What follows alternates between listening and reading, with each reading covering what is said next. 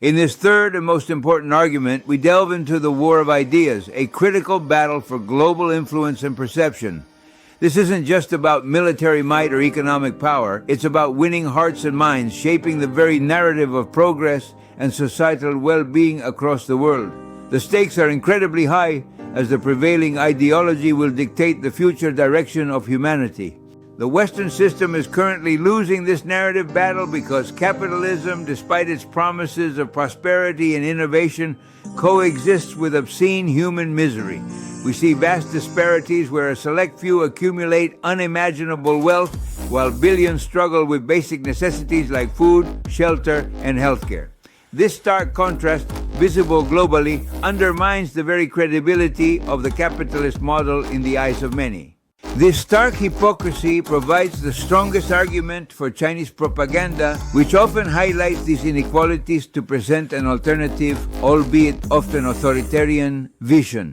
By pointing to the suffering within capitalist societies, they effectively undermine the moral high ground that Western nations often claim, eroding the very foundation of Western ideals and democratic values. This narrative is powerful and resonates deeply with those experiencing hardship.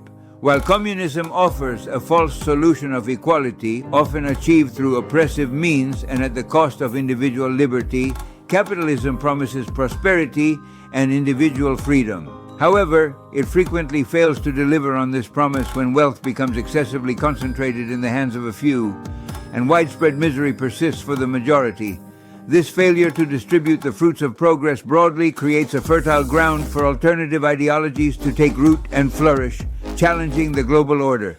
This isn't just an economic oversight or a minor flaw in the system, it's a profound moral failure that transforms into a critical strategic vulnerability on the global stage. When a system designed to uplift humanity instead leaves vast populations in destitution, it loses its moral authority and becomes susceptible to external pressures and internal dissent. This moral deficit directly impacts geopolitical influence and the ability to lead on global issues, making it a significant threat to long-term stability. The time has arrived for capital to unequivocally demonstrate the moral virtue of its very existence, proving its worth beyond mere accumulation of wealth. It must show that it can be a force for good, a mechanism for widespread upliftment, rather than a tool for exacerbating inequality. This demonstration is crucial not only for its survival, but for the future of global stability and human progress. The world is watching, and the current trajectory is unsustainable. Imagine if a mere fraction of these concentrated fortunes currently held by the wealthiest individuals and corporations were put into a global guarantee, specifically to eradicate hunger and poverty for the 1.6 billion people worldwide who currently live in extreme deprivation. This isn't about charity, it's about a strategic investment in humanity's future, leveraging existing resources to solve one of the most pressing challenges of our time. The sheer scale of this potential impact is staggering and transformative. Such an act would not only solve a monumental humanitarian crisis, alleviating immense suffering and saving countless lives, but it would also grant the capitalist system an irrefutable legitimacy in the eyes of the world. It would demonstrate a commitment to human well-being that transcends profit motives, proving that capitalism can indeed serve the greater good.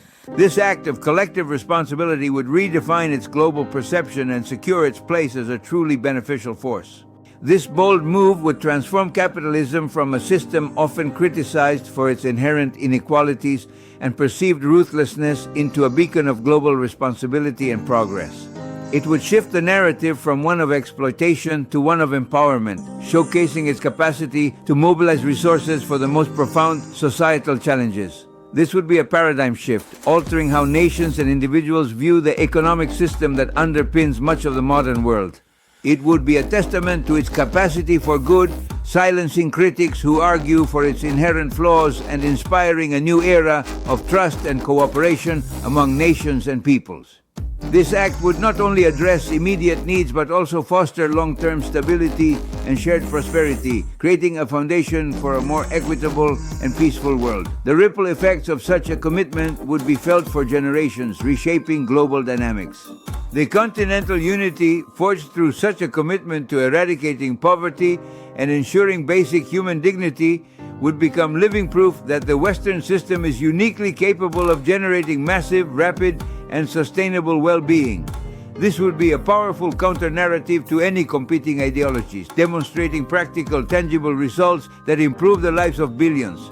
It would solidify the Western model as a truly effective and morally sound path forward for global development. Crucially, this would be achieved without sacrificing the fundamental freedoms that define our societies, such as individual liberty, democratic governance, and the rule of law. Unlike authoritarian alternatives that often demand the surrender of personal freedoms for collective goals, this approach would enhance both collective well-being and individual autonomy, proving that prosperity and freedom are not mutually exclusive but deeply intertwined and mutually reinforcing. By finally resolving this 500-year-old problem of widespread poverty, a persistent stain on human civilization, we will lay the groundwork for a new civilization. This new era would be characterized by shared prosperity, reduced conflict, and a renewed focus on human potential, free from the shackles of destitution. It would be a monumental achievement, marking a turning point in human history and setting a new standard for global cooperation and ethical governance. This is the civilization that history owes us, one cemented in enduring prosperity for all, not just a privileged few.